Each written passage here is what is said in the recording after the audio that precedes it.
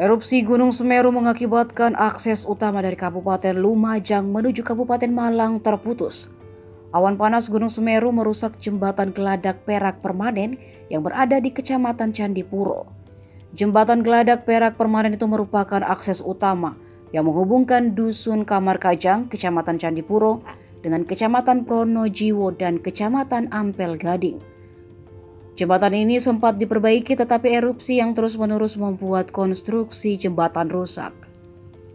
Erupsi Gunung Semeru juga mengakibatkan jembatan alternatif yang ada di Dusun Kajar Kuning, Desa Sumberwulu, Kecamatan Candipuro mengalami rusak akibat tertimbun material vulkanis. Kapolres Lumajang AKBP Dewa Putu Eka mengatakan polisi sudah memasang garis polisi agar warga tidak nekat menembus jalur berbahaya tersebut. Selain itu, dia meminta agar warga tidak melewati jalur berbahaya seperti dua jembatan tersebut.